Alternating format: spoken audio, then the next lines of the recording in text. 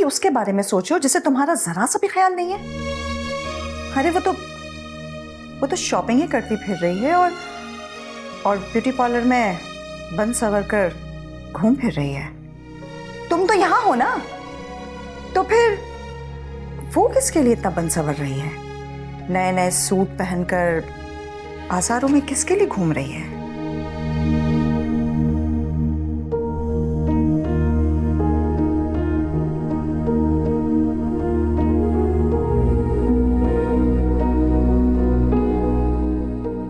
सलमान, तुमने अजरा से बात की? आप बिल्कुल ठीक कहती थी।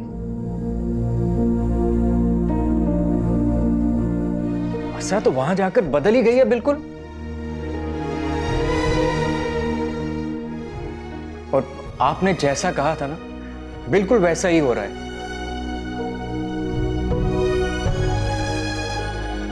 तो मुझे भी शक होने लगा है कि अजरा मुझसे झूठ बोलती है। सिर्फ झूठ ही नहीं सलमान, वो तुमसे बेवफाई भी कर रही है। कितनी बेशर्मी की बात है ये। मैंने तो पहले ही कहा था, लेकिन किसी ने मेरी बात पे यकीन ही नहीं किया।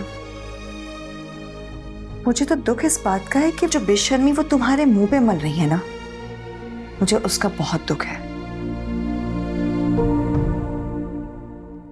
मुझे यकीन नहीं होता कि वो तुम्हारी आंखों के सामने मुराद के साथ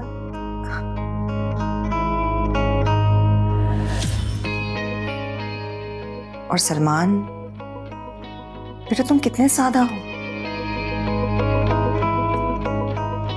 तुम अब भी उस पर यकीन कर रहे हो, उसकी याद में पागल हुए जा रहे हो।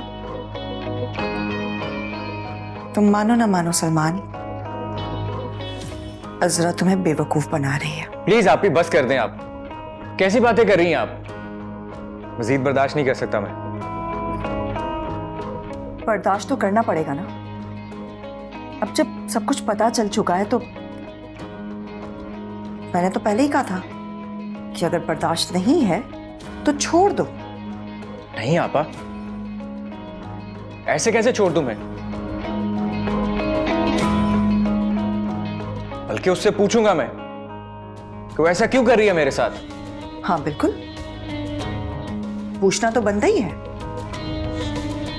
क्योंकि उसे पता है कि मुराद अब सारा का शौहर है। कहीं मुराद उसकी बातों में आके फंस गया तो बेचारी सारा को तो वो तलाक दे देगा।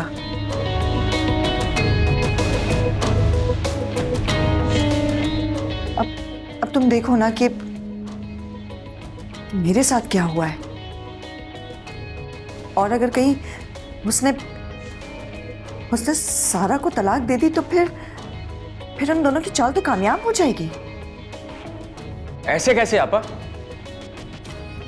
ऐसे आसानी से नहीं छोड़ूंगा मैं उन्हें।